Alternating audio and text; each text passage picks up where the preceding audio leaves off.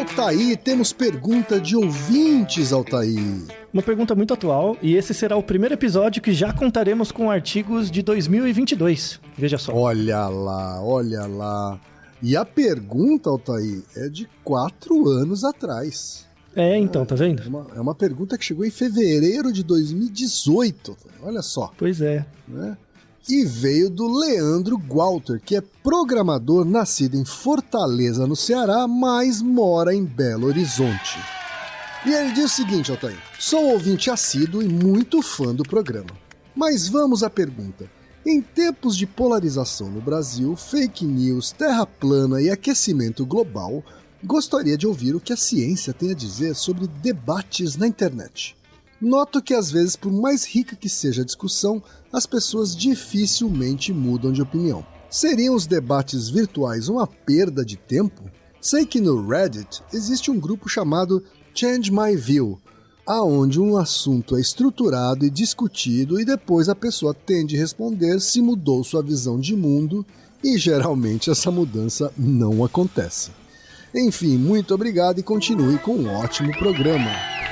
Essa missiva, essa cartinha, podia ter sido enviada hoje, né, Ken? Mas sem dúvida, sem dúvida. Na verdade, essa missiva ela podia ter vindo em qualquer dia, desde 2013 até hoje. Pois é. Tá vendo que o tempo não envelhece muito esses temas, né? Pois é importante, inclusive, a gente perceber, né, que às vezes a gente acha que as coisas mudam rapidamente, né, e não é verdade. Não é verdade, né? É óbvio que a velocidade de algumas mudanças são mais rápidas hoje, mas não essas mais comportamentais, né, Altair? Sim, essas mais estruturais. Essas demoram mais, assim, né? Então, quando eu falo em tempos de polarização, parece que é de hoje, né? Mas é de já algum tempinho, né? Quase uma década. Pois é. Na verdade, a gente muda muito mais do que as coisas. Sem dúvida. Muitas vezes é a gente que muda. Agora, Altair, essa é uma bela pergunta, né? Não só porque é contemporânea, mas também porque diz muito com cada um de nós, né? Principalmente aqueles que têm uma participação mais ativa em redes sociais, né? Eu, por exemplo, sou uma pessoa que, eventualmente, né, em algumas épocas, tem uma participação muito ativa. E, às vezes, deliberadamente, eu sumo das redes sociais. Tira férias. Tiro férias pela saúde mental, assim, né? Então eu acho que é uma questão muito, muito relevante. Vai conversar com muitos dos nossos ouvintes, muitas das nossas ouvintes. Altair, o que a ciência pode dizer a respeito dessa questão, que é uma questão contemporânea, né? Então, pode dizer muitas coisas. E o volume de coisas tem aumentado ao longo do tempo. Então, apesar de ter passado esses 4 anos, pesquisadores reuniram muitas evidências. 4 anos atrás, as pessoas achavam muitas coisas. Hoje, a gente já tem dados coletados para afirmar algumas coisas. E aí é por isso que, assim, apesar da pergunta ser muito cotidiana, muito nova, a área de pesquisa precisou amadurecer um pouco e acho que chegou num grau de amadurecimento que dá para discutir. Mas, na verdade, essa pergunta é relacionada com várias outras.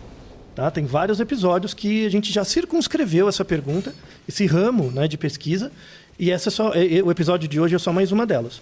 Para quem quiser mais informações que circunscrevem essa questão, tem o Naruhodo 262, por que nós nos achamos tão bons quanto de fato somos, né? Alguma coisa assim, que a gente fala do efeito Dunning-Kruger, que na verdade não é um efeito tão robusto quanto as pessoas acham, né? Tem toda uma desconstrução ali daquilo. Tem o Naruhodo 280, que é por que as pessoas compartilham fake news, que também conversa bastante com esse. Tem os episódios 267 e 268 sobre dissonância cognitiva. O episódio 218 sobre sorte de principiante, se existe. E o 285, que é por que algumas pessoas não entendem coisas que são óbvias para nós, né? E tem o episódio 147, que é por que temos tanta raiva nas redes sociais. Então, todos esses temas conversam com esse. Tá? Só que esse tema, essa pergunta em específico, né, se debates virtuais são uma perda de tempo, permite a gente apresentar alguns outros artigos que circunscrevem mais essa questão do nosso comportamento nas redes sociais. Dando a resposta rapidamente. Tá? Debates virtuais são uma perda de tempo? Sim. Ponto. Tá? Ótimo. Sim. A versão curta nós já temos. Hein? Isso. Só que assim, aí é só o argumento de autoridade, né? A ideia é mostrar os experimentos e justificar por quê. Aí você pode retrucar. Mas sempre é uma perda de tempo? Tem algumas exceções. Então, assim, a maior parte da resposta é sim. Mas existem algumas situações em que pode gerar algo prolífico. Tá? Então, e o grande problema, a grande razão pela qual debates virtuais são uma perda de tempo é por conta do espaço social onde esses debates estão localizados. E isso independe da plataforma. Isso independe se é, por exemplo, no Twitter, onde os posts têm uma limitação de caracteres bem reduzida, né? E independe de ser no Facebook, onde o texto enfim, a princípio o texto tem um tamanho limitado. Uhum. Ou TikTok, que quase não tem texto, ou enfim, independe. Tá? Debate virtual é uma perda de tempo, ponto. Tá? Então, assim, essa é uma boa premissa, e aí a gente tem que achar, por exemplo, limites dessa afirmação. Existem alguns contextos, algumas situações, em que debate virtual não é uma perda de tempo, mas na esmagadora maioria é. Tá? E a questão é por quê? Né? Por que é? Então por que as pessoas ficam conversando tanto? Né? Qual que é a questão, então? E a gente está falando, antes de você entrar nos porquês, né? A gente está falando essencialmente de redes sociais, ou isso vale também para fóruns de discussão? Vale também. Não, qualquer atividade na internet que você não interaja com uma pessoa ou não está amparado por uma instituição. Isso é importante, isso a gente vai ver no final. Então, por exemplo, o fato de você estar em casa, no computador, né, conversando com outras pessoas que você conhece ou não, quando isso vira um debate, a chance dele ser improdutivo tende a 1. A probabilidade tende a 100%. Então, se imagine, por exemplo, quem você deve passar por isso o tempo todo, que às vezes você entra de manhã no Twitter, no Facebook, onde quer que seja, scrollando ali, você vê às vezes opiniões que são ruins, ou que claramente a pessoa não entendeu muito bem o que ela está falando, né? E aí dá aquele comichão de responder. Dá aquela vontade, né? Dá aquela angina, né? De querer responder. Tá? Angina isso, é uma ótima definição. Aquela frequência cardíaca alterada, aquela sistolia... Aquele suorzinho frio. Aquela sístole extraventricular, dá aquele negocinho, né? Vamos imaginar que a vontade foi tão grande que você respondeu. Às vezes eu cometo esse erro, às vezes eu cometo. Isso. Mas vamos imaginar que você estava certo. Tá? Vamos imaginar que a pessoa esteja... Assim, uma situação limite. A pessoa está completamente errada e você, de fato, tem a razão lógica. Não é nenhuma questão de opinião. Você tem uma razão lógica. Aí você responde. Tá? Que é sempre, tá? É sempre. Quando eu respondo, eu sempre tenho a razão. Então, esse é um viés, né? Mas vamos supor nessa situação que é verdade, tá? Suponha que você respondeu com um argumento, assim, bem bonitinho, né? Uhum. A probabilidade da pessoa responder com hostilidade é muito alta. Isso é esperado. Isso tem a ver com a arquitetura da rede. Tem a ver com a arquitetura da rede e tem a ver com o porquê a pessoa postou a mensagem em primeiro lugar. Tá? Tem a ver com a intenção. No episódio 280 sobre fake news, a gente fala um pouco disso, que é a ideia da metacognição. Metacognição é como você pensa em você mesmo funcionando. Como você pensa em você mesmo agindo. Então, por exemplo, quando você posta uma coisa, faz um tweet, em geral, a sua metacognição, você posta aquilo não porque você quer ser corrigido. Você posta simplesmente porque você acha. Né? Uhum. Emula muito o seu comportamento de, por exemplo, você encontrar alguém na rua, falar oi, falar qualquer coisa. Só que do ponto de vista virtual, essa metacognição funciona diferente, porque fica registrado. Né? Sim, quando eu falo pra você assim na rua, oi, tudo bem, falei alguma coisa, depois passa. Mas claro. Na internet não, fica um registro, fica um log disso. Então a metacognição não funciona tão bem. E aí, assim, na esmagadora maioria das vezes, quando a pessoa posta alguma coisa, ela não espera ser corrigida. Né? Isso é a primeira coisa. E quando ela é corrigida, tem um fenômeno bem interessante. Quando você corrige alguém, né? Aí tem vários artigos mostrando isso. Quando você corrige alguém na internet, isso, na verdade, fortalece a memória e a relevância da crença original dela. Tá? Isso é normal. Isso acontece. Tá? Isso acontece até na relação interpessoal. Uhum. Né? Quando eu tô falando pessoalmente com você e eu falo uma vez, tipo, você me fala uma coisa, eu corrijo, a sua tendência inicial, isso é normal, todo mundo tem. A sua tendência inicial é você reforçar aquilo que você acreditava. Sim. Num segundo contato, Aí eu falo de novo. Num segundo contato, quanto mais contato você tem com a crítica, mais você vai se abrindo a pensar, né? Só que isso precisa de um espaço interpessoal. Na internet isso não acontece. Não acontece. E aí a reação é mais forte. Você tem toda a razão, porque quando eu solto alguma coisa na internet, uma afirmação, eu não quero resposta. Isso, é só falar, né? É só eu não quero resposta. Tanto que raramente eu respondo a resposta.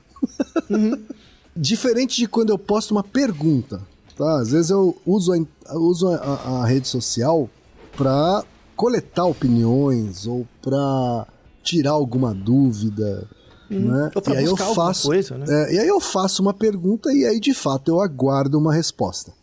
Mas é a menor parte das vezes. Quando eu faço uma afirmação, eu não tô querendo resposta, entendeu? E aí a pessoa responde, eu falo, mas quem disse que eu queria que você respondesse assim? Isso, a maior parte das pessoas é assim. A maior parte das pessoas só quer falar, né? Sim. Então, num ambiente interpessoal físico, real, as pessoas passam, tudo bem, né? E tal, mas num ambiente virtual, como aquilo aparece pra você, por exemplo, imagina um monte de gente falando. Imagina que você tá numa escola e tem um monte de alunos falando, né? Normalmente, pela posição onde você tá, você já filtra algumas coisas, você nem releva, né? Sim. Mas quando você tá, por exemplo, no seu Twitter ou no seu Facebook e aquilo passa na sua frente, você é obrigado a prestar atenção numa coisa que pra você é irrelevante.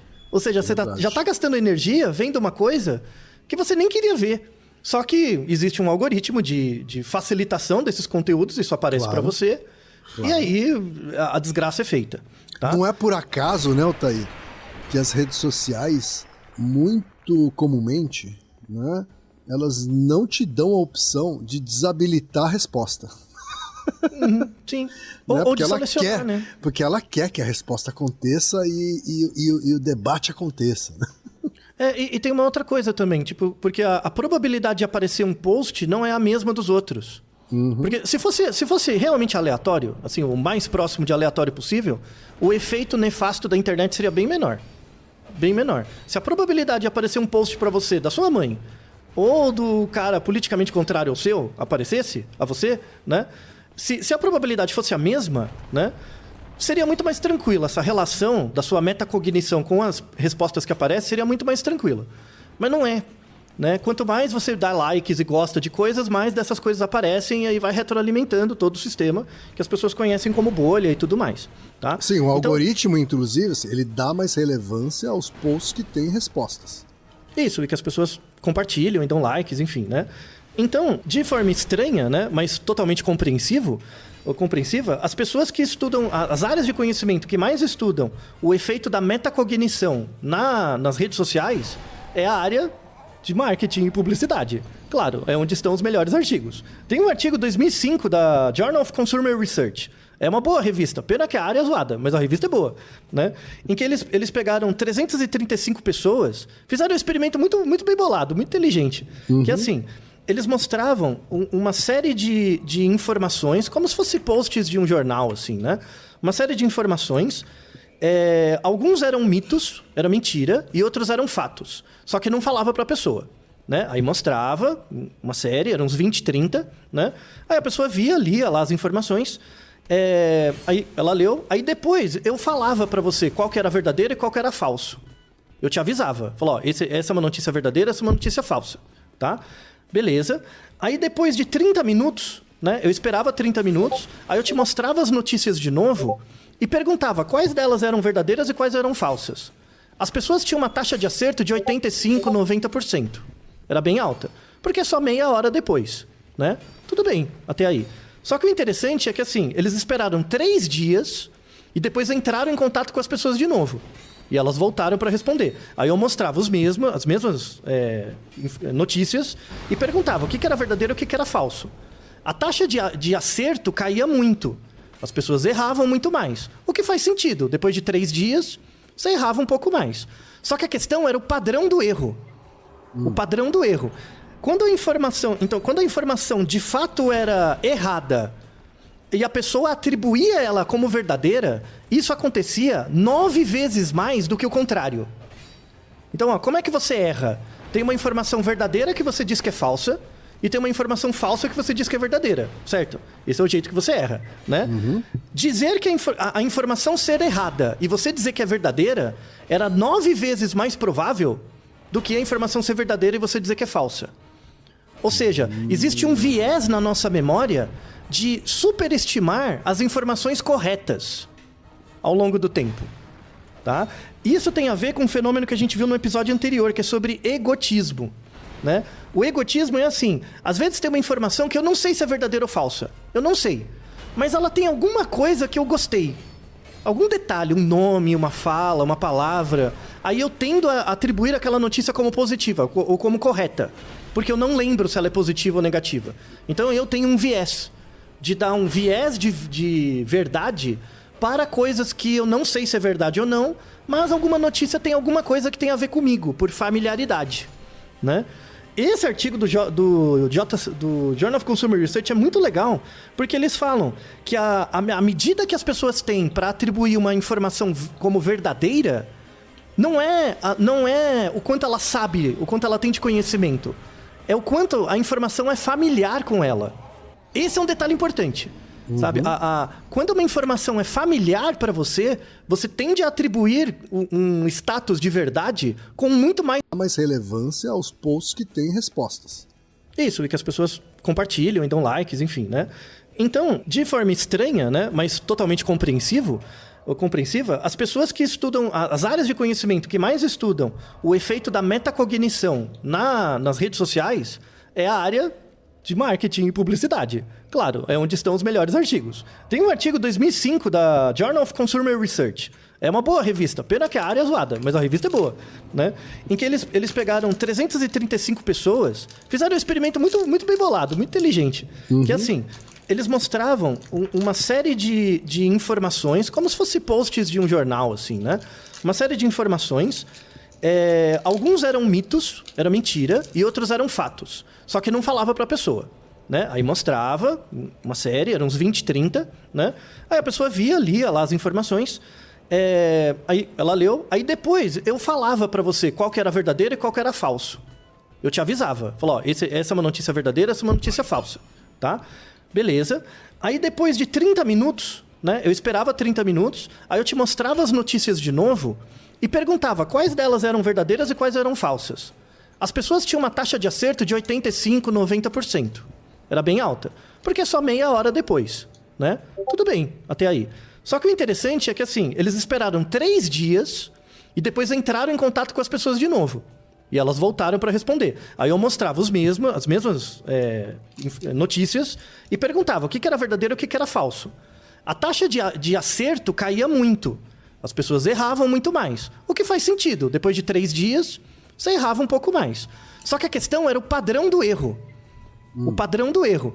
Quando a informação de fato era errada e a pessoa atribuía ela como verdadeira, isso acontecia 9 vezes mais do que o contrário.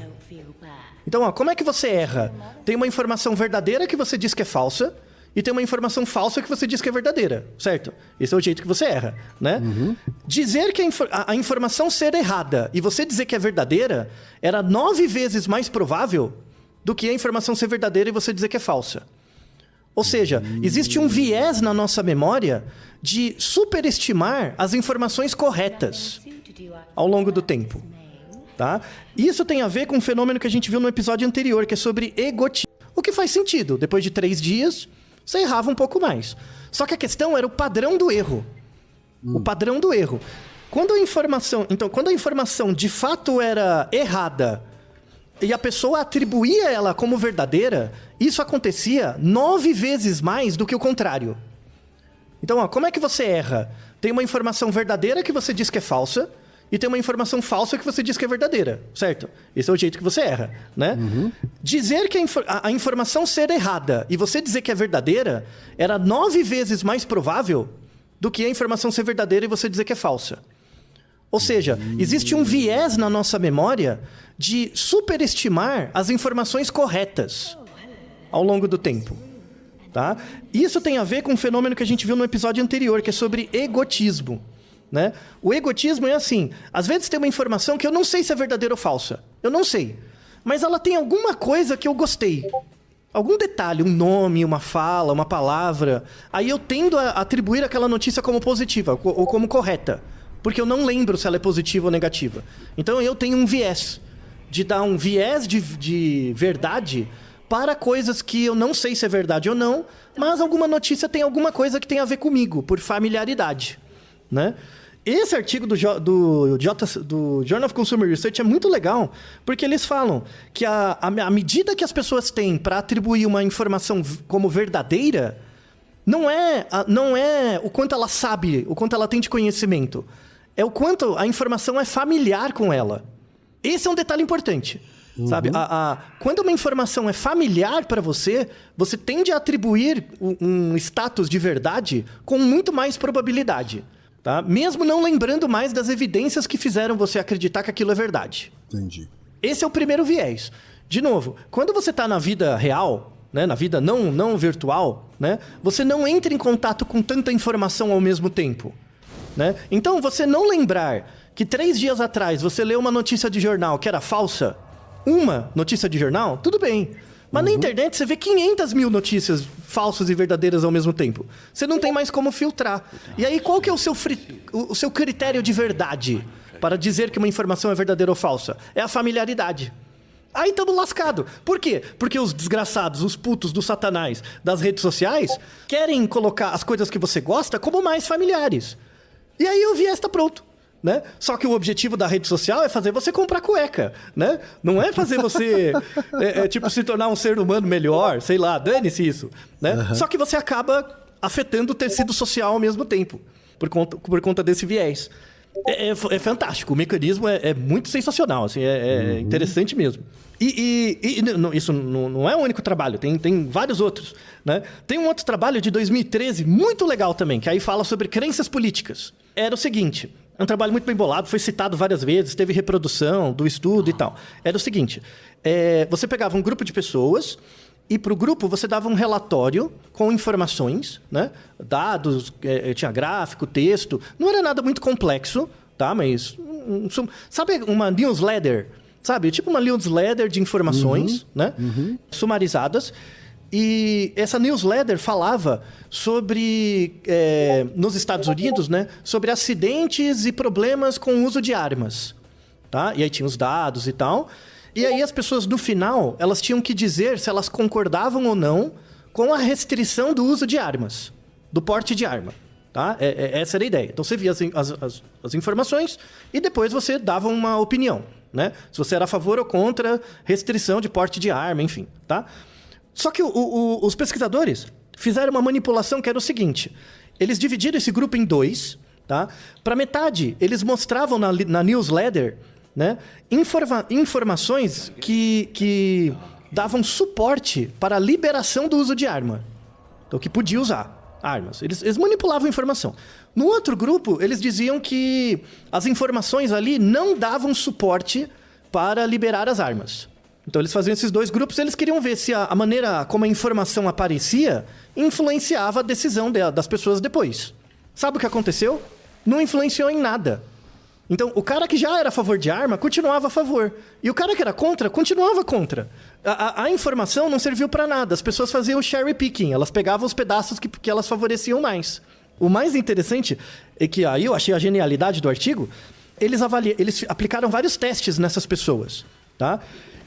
E aí tem uma coisa surpreendente que me surpreendeu pessoalmente, que era assim, as pessoas que tinham uma habilidade matemática maior, seja porque tinham uma graduação em áreas de exatas, né? Ou porque tinha melhor desempenho em atividades numéricas e tal, né?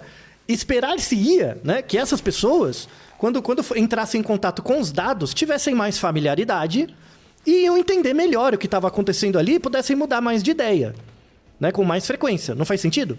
Né? Sim. O que aconteceu, que quanto melhor em matemática você era, pior era o resultado.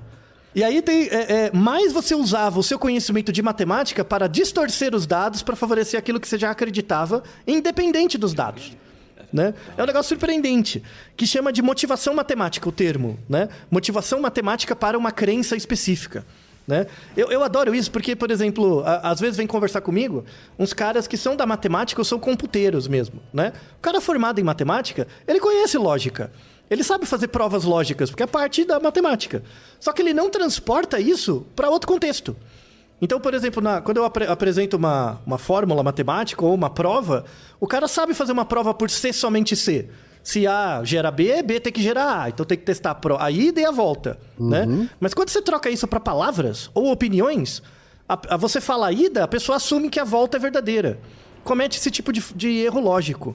Então, eu te falo que A causa B, logo B é causado por A. Não necessariamente. Eu estou afirmando só num sentido. A gente não tem evidência do contrário. É muito interessante assim, a maneira como a gente tem um viés baseado na nossa crença de distorcer e manipular evidências para favorecer aquilo que a gente acredita. Então, o que é a ciência? Né? A ciência é um método de produção das evidências. A ciência é a metodologia que a gente tem para produzir bons dados. Só que quando você vai analisar esses dados estão sob julgo de análise de uma pessoa que não é um ser científico. Né? Ele é um ser sensível, que sofre pelos vieses dele, pela história dele, por pressões, né, em si. Tanto é que, assim, eu acho isso muito nobre. Assim, são pesquisadores que, sei lá, escreveram um artigo nos anos 2000. E depois, em 2020, eles pegam os mesmos dados e republicam com uma análise diferente. Né, mostrando, olha, a análise que eu fiz 20 anos atrás não gera uma boa reflexão real sobre os dados, porque eu não era tão maduro teoricamente ainda. Eu fui aprendendo coisas ao longo do tempo, aí eu reanaliso os dados, os mesmos dados. O dado não muda. Né? A ciência é o método de produzir uma boa coleta de dados. A interpretação desses dados é causado por A, não necessariamente. Eu estou afirmando só num sentido. A gente não tem evidência do contrário.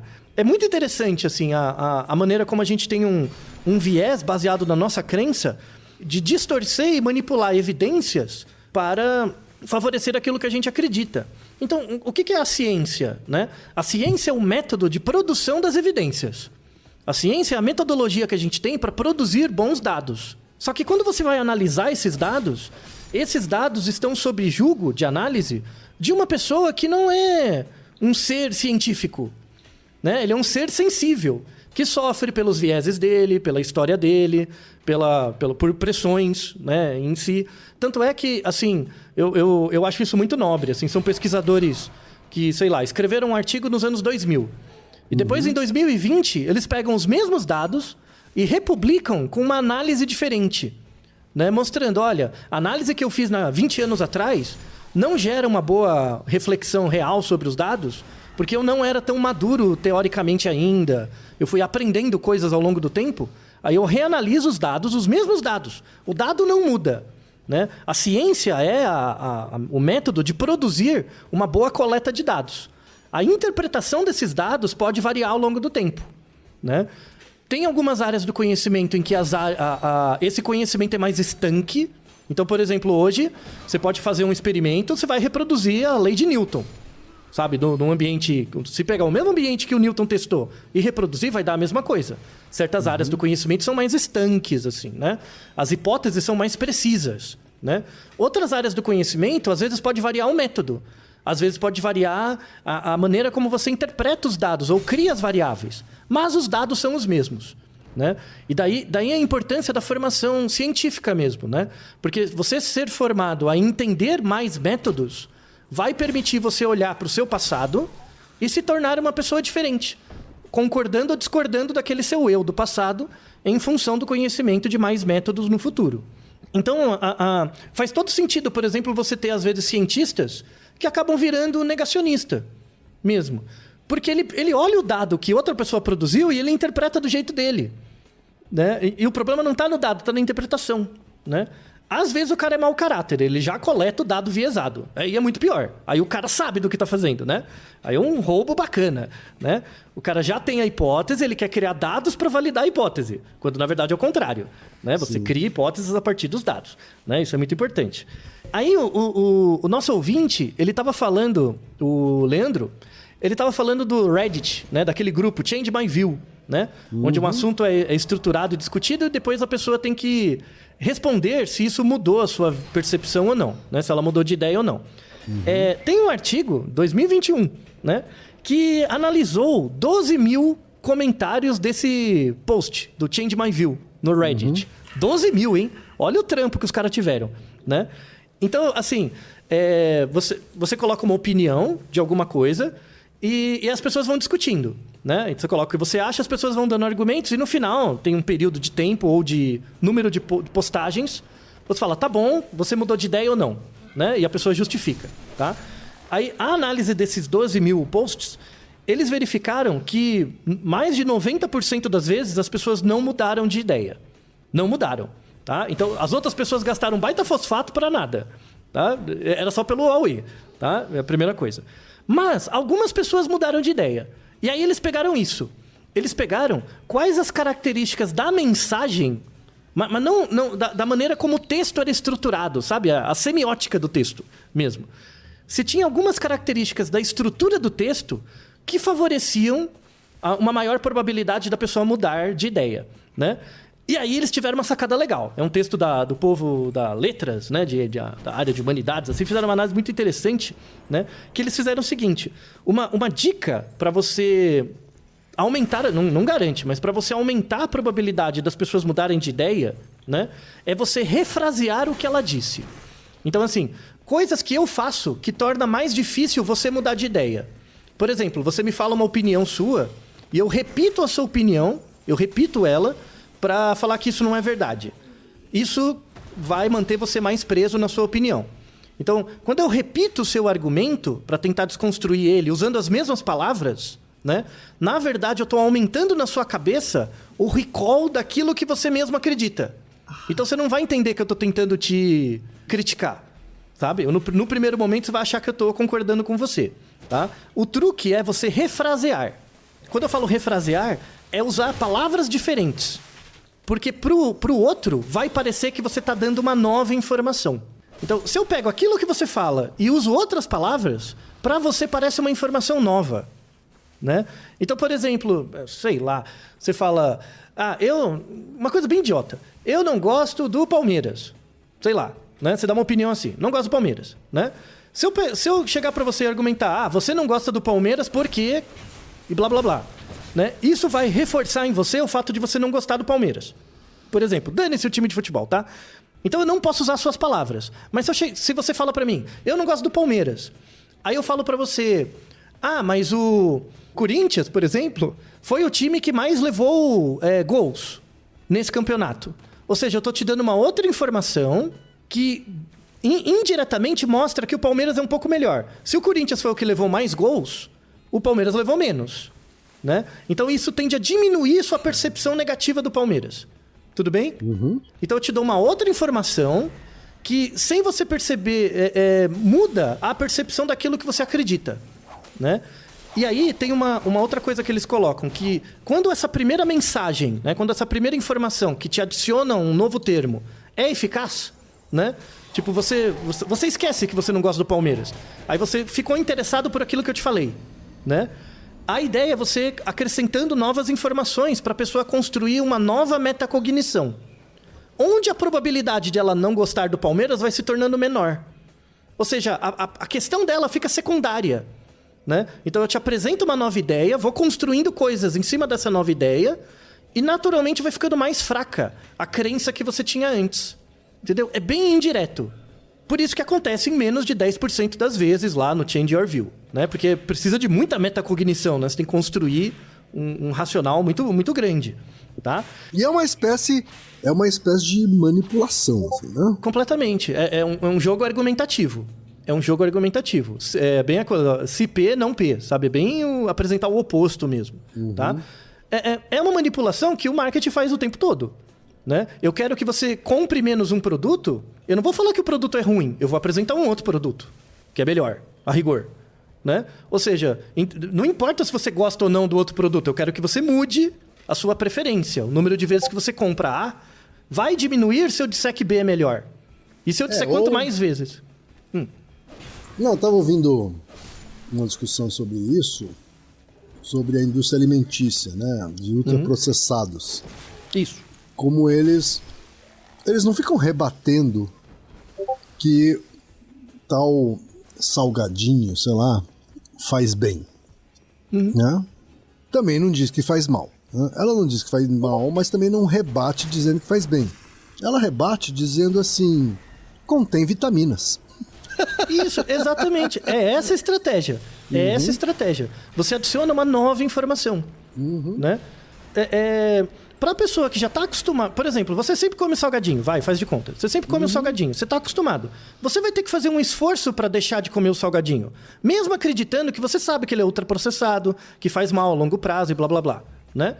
Então, eu não preciso lutar contra isso. Eu só preciso fazer você resistir à persuasão de não comer salgadinho. E como que eu faço para você resistir à persuasão? Eu te dou uma informação nova. Vou lançar um salgadinho com mais cálcio. Sei lá. Né? E pronto, já é o suficiente para te manter a aderência. Por isso que as áreas que mais estudam isso é o povo do marketing e da publicidade, claro. Né? É impressionante. E aí tem uma outra coisa desse artigo que eu uso como regra de vida, assim, eu achei assim, é sensacional. Que eles verificaram assim, nesses 12 mil posts, né? Então imagina, você escreve uma coisa, você escreve uma opinião, é a primeira mensagem. Aí eu respondo, segunda mensagem. Você me responde, terceira mensagem. Aí depois eu respondo de novo, né? Se na nossa interação a gente gerou mais que 4 mensagens, a probabilidade de você mudar de ideia tende a 0. Caramba. Então não adianta ficar dando trela. Não adianta. Tá? Isso não é o único estudo, tem vários que mostram. Quanto mais trela você dá, menor a chance da pessoa mudar de ideia. Em média, as pessoas não mudam. Tá? Eu sou muito tranquilo com isso, por exemplo, no Twitter, que é um chorume. Eu não fico respondendo. Respondo uma, não respondo mais, porque eu não tenho tempo, minha vida é limitada, o tempo tá acabando e eu não quero perder tempo com a internet. É simples assim. Muita gente até fala, né? Já me falaram assim, não, mas você tem muita gente que segue e tal, você podia interagir mais. Eu não vou perder tempo, não é o caminho. Eu não quero ser influencer. Ouça os nossos episódios, né? Isso, exato. Ouça os episódios. Lê as referências. Então, o tempo que você vai... Às vezes eu nem lembro da fonte. Lê a fonte. É mais legal, tá? Então, essa é uma regra de ouro desse episódio, assim. Se você teve que trocar mais que 3 mensagens com alguém, a pessoa não vai mudar de ideia, silencia e desiste. Tipo, simples assim, tá? Isso acontece muito. E tem uma outra informação interessante. Quando, por exemplo, a primeira pessoa que coloca a opinião dela, ela coloca nós, né? Em vez de eu, né? Eu acho isso, ou tipo, nós achamos. Ou, por exemplo, sujeito oculto, né? As pessoas, os capitalistas, os comunistas, ou o que quer que seja, né? Quando as pessoas colocam nós, a chance dela não mudar de opinião aumenta 3 vezes. Também. Eita. Então, já começa... Pela cara da mensagem, você já vê. Não vou perder meu tempo. Não vale a pena, fica aí falando, tá? Então, essas informações são muito importantes, assim. E aí tem papers agora de 2021, 2022, falando sobretudo de vacina e Covid, né? Então, tem um trabalho sensacional, que é uma parceria do Brasil com a Inglaterra, né? Eles pegaram... 2022, esse artigo. Eles pegaram 1.454 pessoas. Deu muito trabalho fazer esse artigo, mas foi muito legal. Eles pegaram essas 1.454 pessoas de grupos de WhatsApp. Tá? Grupos de WhatsApp. E aí, tinha um grupo no Brasil e um grupo na Inglaterra. Eles queriam ver se era diferente. No final, não teve diferença. Tá? Os 2 grupos se comportaram de forma muito similar. Aí eles faziam assim. Eles criaram mensagens de WhatsApp desinformativas. Mas assim, claramente desinformativo. Tá? Então, eles inventaram uma fake news que alho cura Covid. Alho, tá? Alho mesmo, né? Comer alho, tá? Aí eles botaram lá, né? Aí eles deixaram por 2 dias. Aí eles esperaram 1 dia. E depois eles colocaram mensagens da World Health Organization com posts bem montadinhos, assim, desmentindo as notícias anteriores. Falou, não, aquela notícia de alho é mentira, por causa de A, B, C, enfim. Então, os 2 posts eram parecidos. Um falava que alho cura Covid e o outro desmentindo, tá? E eles queriam ver a resposta disso nas pessoas, dos grupos, né? O que elas respondiam. Aí, eles verificavam que as pessoas que compartilhavam mais a desinformação do alho, né, eram pessoas entre 18 e 54 anos. Eram as pessoas mais jovens, tá? Que compartilhavam mais. Tá? Quando você mostrava que era fake news, né, mostrava lá a correção, as pessoas que tinham mais backfire effect, as pessoas que mais reclamavam, eram as mais velhas, acima de 54 anos. Então, o cara mais velho é o cara que reclama mais. O cara mais novo é o cara que passa mais a informação para frente. Sim, faz sentido. E aí eles verificaram que o grupo alimenta o outro. Né? Então, o que acontece? Como quem espalha mais a informação é o mais jovem, né? O mais velho também vê. Só que quem resiste mais à persuasão da tentativa, da persuasão positiva do fake news, é o mais velho. Né? Então, o mais velho mantém mais as informações com ele. Ele é mais resistente. Então, nesse sentido, muitas fake news propagadas por pessoas mais velhas, mais jovens, geram efeitos mais negativos nas pessoas mais velhas. Né? Olha que interessante, né? Negócio assim, bacana mesmo, bacana. Né? O povo, eu gosto do povo da psicologia social, assim. Eu tenho que dar o braço a torcer. O povo do marketing que sabe publicidade, que sabe fazer uns bons experimentos, o povo é bom, viu? Porque, olha, pena que eles não usam isso como um negócio legal. Mas o trabalho é muito legal, viu? Os artigos bacanas, tem vários na descrição, recomendo muito que vocês vejam, viu? Negócio muito, muito legal.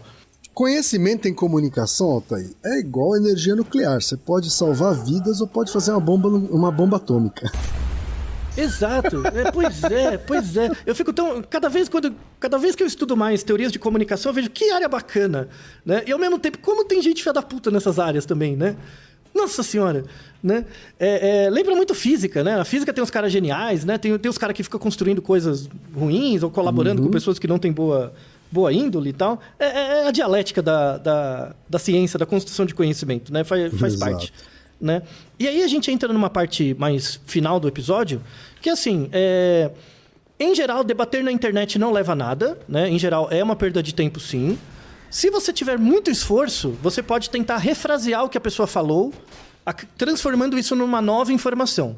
Então você desloca a atenção da pessoa que ela está pensando em A e você vai dando novas informações sobre B. E aí se constrói uma nova lógica na cabeça da pessoa, onde, sem ela perceber, ela está desmentindo A. Tá? Só que isso leva tempo, né? E leva uma quantidade de interações maior. Tá? E aí a gente chega na parte que eu julgo mais importante desse episódio, que é o seguinte. Recentemente para quem está ouvindo esse episódio no período de lançamento, né? Tivemos discussões muito grandes assim, sobre liberdade de expressão, coisas do tipo. Né? E isso, na verdade, me chamou muita atenção. Tem a ver com essa pergunta, né?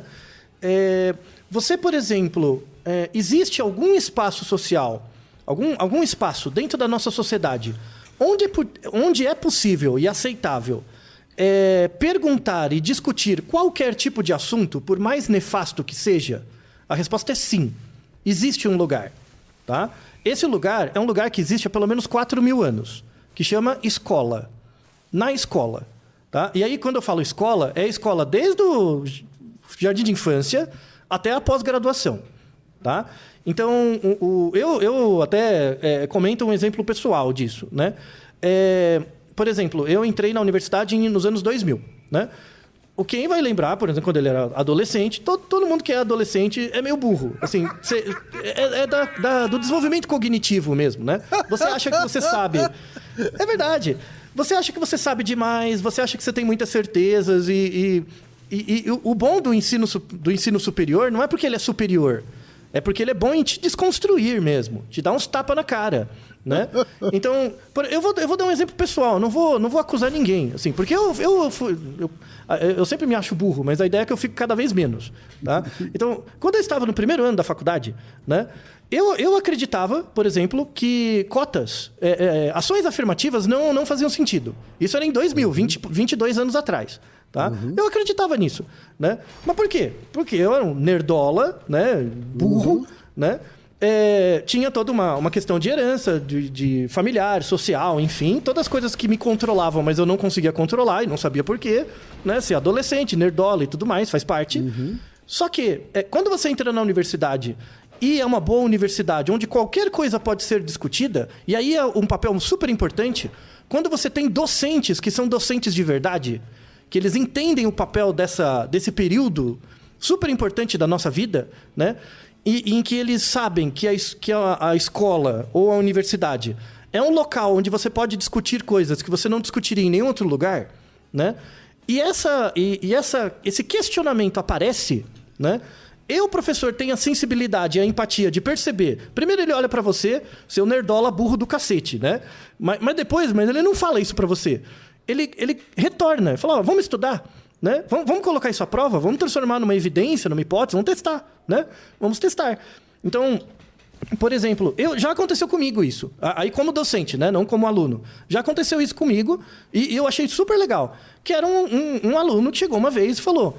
Eu acho, né? Acho que, assim, não sei, eu vejo por aí... aí fala da experiência de vida, né? Eu acho e tal. Eu acho que negros têm que ir mais baixo. Eu acho. Fala, tá bom. Se você acha...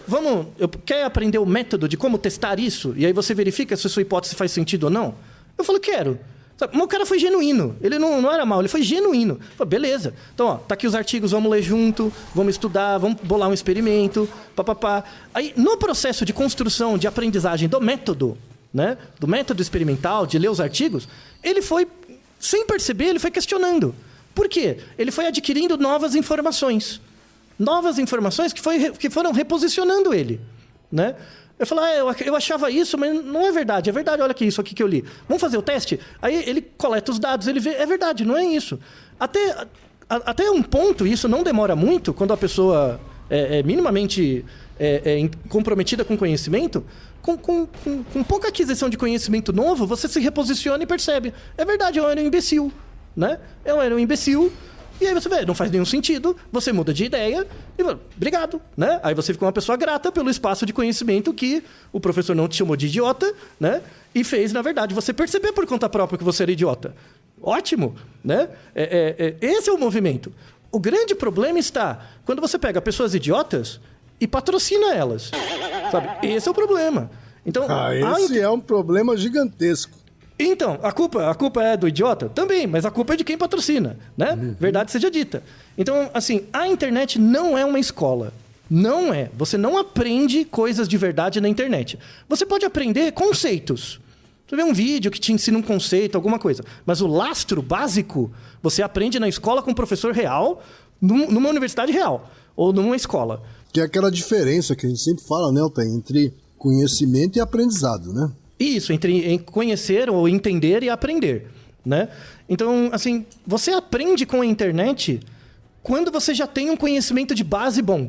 E aí você só vai adicionando detalhes, elementos a mais, tá? Então, assim, toda essa discussão de liberdade de expressão que a gente tem tido ultimamente, na verdade, só me traz uma informação na cabeça, que é a importância da escola. O quanto falta de escola nas pessoas, em geral, para as pessoas, em todos. De novo, a escola sendo não como uma coisa que te forma para ser um engenheiro ou para ser o que quer, não te forma para o trabalho, mas é um espaço onde você pode ter uma crítica genuína, falar, ó, eu acho isso, tipo, o que eu faço, né? E aí tem uma pessoa bem formada, um docente que fala, olha, vamos testar, né? Lê tal coisa, faz assim, e já pensou desse jeito, né? Hoje em dia, muita gente vai reclamar, mas o ensino é muito ruim, os professores são mal formados e mal pagos e tal. É verdade. Mas isso que a gente tem é melhor do que o não isso. Eu vou dar uma experiência, né, nos últimos anos minha, que nem tem a ver com sala de aula, né? Que é a minha crescente participação em rodas de conversa. Isso. Né? Que são espaços em que as pessoas estão... dispostas a dar suas opiniões ou dar seus testemunhos de maneira não anônima, de maneira identificada, né? Representando a sua própria instituição, a instituição do eu, de maneira explícita, e abertas a ouvir as discordâncias, né? E há ali, de fato, eu me sinto aprendendo. Ali é um espaço que eu me sinto aprendendo. Isso. É muito próximo de um debate numa sala de aula. Sabe? Isso. Então, quando você é mais velho, né, e tem esse espaço, é uma oportunidade de sorte para você ter isso. Né? Na verdade, é uma redução de danos. Mas, na verdade, isso deveria ser obrigatório nas escolas. Quando você é jovem, quando você é burro de verdade, né? Porque agora, depois de mais velho, você fica meio ressignificando as bobagens que você fez. Sim.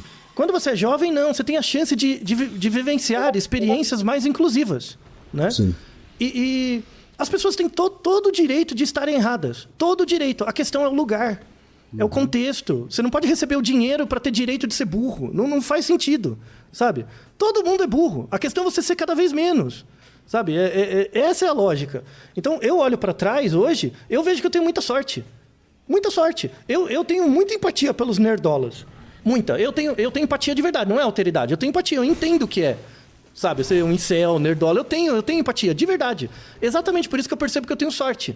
Porque aí você olha para os outros caras e fala, porra, que desperdício de tempo, né? Podia estar estudando um negócio, aprender, ter uma revelação, sabe? De ver que o mundo é tão grande para além do sofrimento que você acredita, em função das coisas que você acredita. Que desgraça, né? Sabe?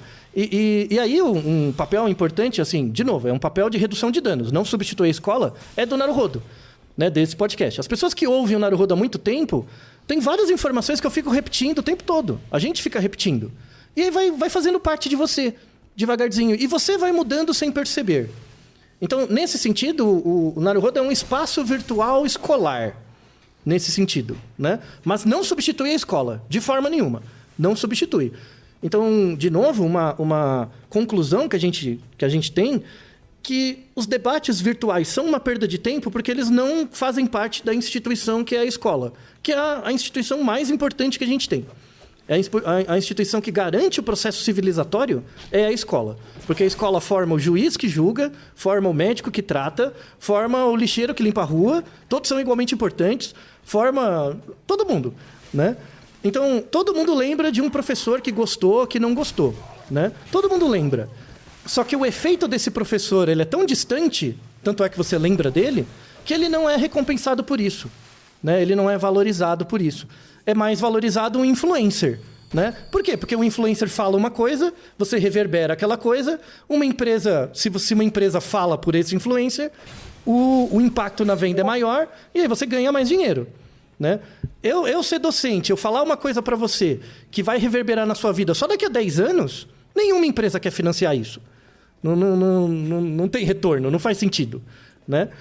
Então, o estado de coisas que a gente vive hoje, de ter que explicar coisas óbvias, é um resultado da deterioração e da falta da escola na vida das pessoas. E hoje que a gente vive numa situação, numa realidade mais complexa, as pessoas têm que parar de achar que escola é coisa de criança. Tipo, saí da escola, virei adulto. É uma burrice, né? É uma bobagem. Você vai estudar a vida toda. Você tem que criar espaços escolares a vida toda. Pode ser espaços de discussão, né? de discussão de temas. Pode ser continuar estudando mesmo, dentro da universidade, né? Onde o docente, se ele é minimamente bem informado, ele é obrigado a acolher essas dúvidas, se elas são genuínas, né? Ele é obrigado a discutir sobre isso de forma lógica, com referências e tudo mais, porque aí a gente forma cidadãos capazes de refletir, né? Então, assim, tem temas que a gente não pode discutir? Não. Dentro da escola, a gente pode discutir qualquer coisa, desde que haja esse compromisso com o conhecimento de ensinar para as pessoas os métodos para elas corroborarem ou falsearem aquilo que elas acreditam, né? E assim a gente constrói um mundo mais fraterno, onde as pessoas se entendem, né? Que de novo, liberdade é controlar aquilo que te controla, né? E como que a gente controla aquilo que controla a gente? Sendo a pessoa que melhor explica o nosso comportamento, né? Não adianta você achar que liberdade é você fazer aquilo que você quer, sendo que todo dia você fica tomando ansiolítico, porque você se sente ansioso porque não sabe o que a vida vai fazer com você, tá? Então, boa parte da ansiedade do mundo a gente resolve com escola, com espaços de aprendizagem de verdade, né? E, infelizmente, não existe ainda um novo projeto de Estado onde a escola está no protagonismo da formação do indivíduo. Não existe. É uma pena. Vamos lutar para que haja uma mudança nesse sentido, né? Vamos lutar. Mas espero que essa mensagem, sabe? Então, os debates virtuais são uma perda de tempo porque falta escola na vida das pessoas. E é isso que eu desejo para vocês. Voltem para a escola, sabe? Volta a ser um aluno de 2º grau, sabe? De verdade, com essas dúvidas genuínas. Em vez de ficar falando no Twitter, no inferno aí, o que você acha, pega um professor que te deu aula e pergunta para ele. Eu acho isso. Manda um e-mail. Não tem o Naruhodo que a gente gravou sobre gratidão? né? Então, manda um e-mail para um professor que você gosta, que estuda um tema de interesse e fala, olha, eu estou com essa dúvida genuína, o que você acha? Sabe? Ao invés de ficar falando e atraindo hate dos outros, sabe? Não faz nenhum sentido, tá? Então, deixo isso como mensagem para todos. Espero tenha sido uma boa contribuição, mas as referências que temos no post desse episódio são imperdíveis. Recomendo a todo mundo dar uma lida, tem uns artigos excelentes. É isso aí. E Naruhodô Ilustríssimo 20.